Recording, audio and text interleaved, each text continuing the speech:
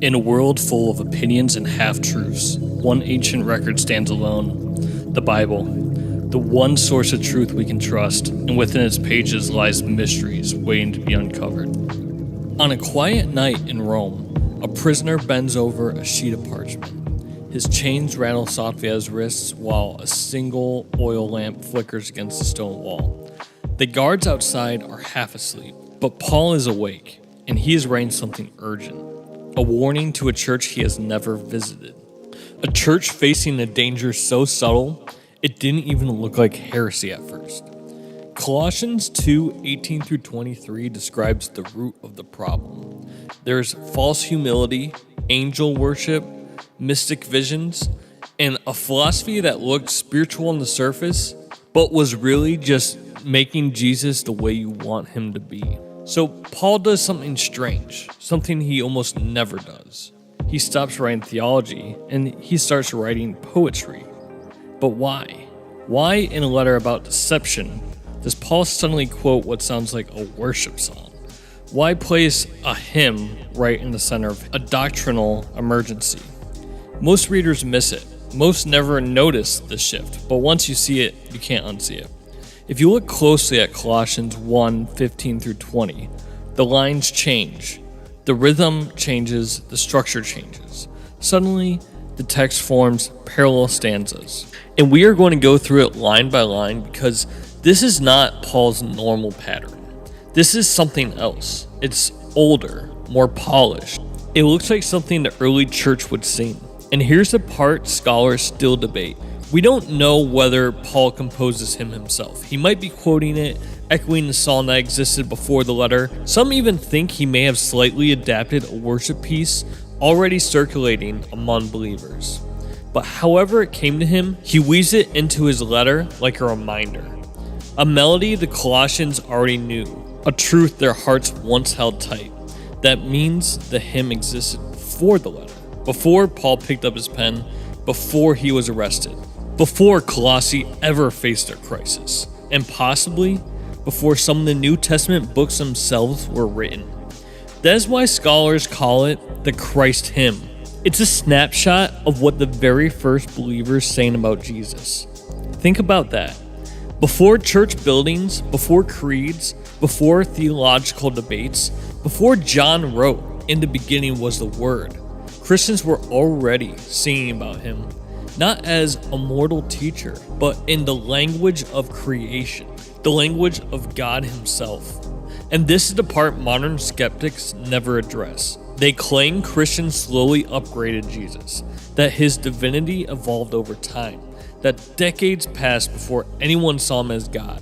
But the hymn in Colossians say otherwise, because this isn't evolving belief, this is early belief. The music of the first generation, the soundtrack of the first church. The hymn shows us what Christians believed, before councils, before debates, before doctrinal development. They worshipped him. They weren't confused, they sang. And now the question becomes unavoidable. What exactly did the earliest Christians sing about Jesus? What truth did Paul quote to confront a counterfeit gospel? Because if a hymn was powerful enough to silence a heresy, then the message inside it must be far greater than the danger outside it. The Colossians had forgotten something. Paul reminds them with music, and the hymn he quotes is about to answer the deepest question in Christianity. Who is Jesus? The hymn begins quietly. No drums, no build-up, just a single sentence that shatters the boundary between heaven and earth. He is the image of the invisible God, Colossians 1:15. In Israel, no one made an image of God. No one even tried, not Moses, David, or Solomon. The very idea was forbidden. Then Paul writes, if you want to see the God no one can see, look at Jesus.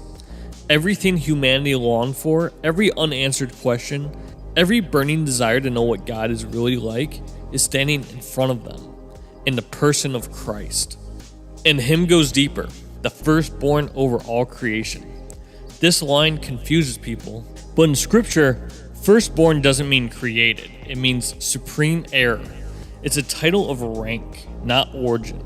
Israel is called God's firstborn. David is called firstborn, the highest of the kings of the earth. It means authority, inheritance, rule.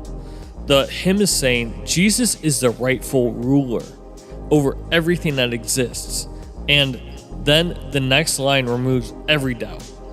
For by him all things were created, both in the heavens and on earth, visible and invisible, whether thrones or dominions or rulers or authorities. Colossians 1:16.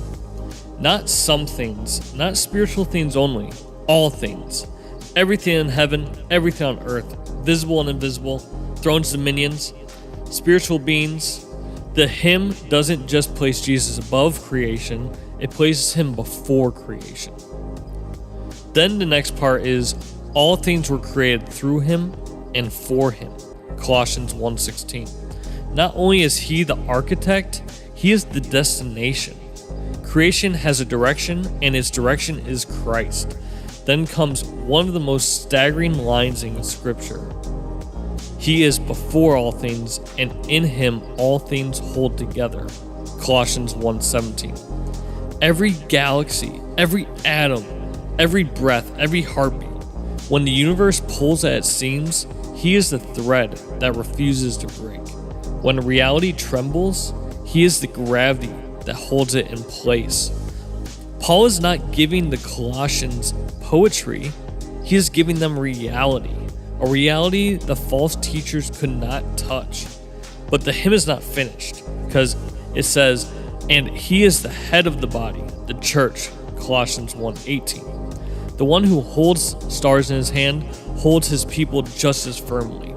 This means no angel, no vision, no ritual can add anything to him. He is the source, the center, the life.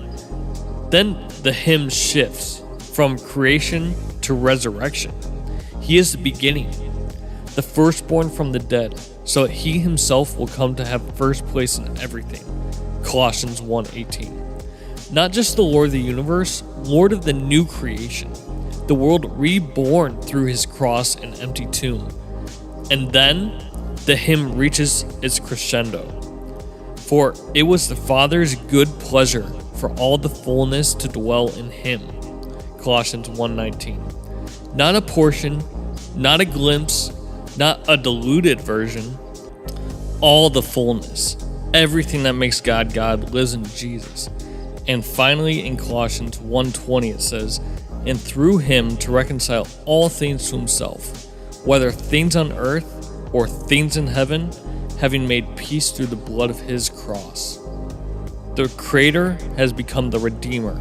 The one who made all things is the one who restores all things, not by force or conquest, but by his own blood.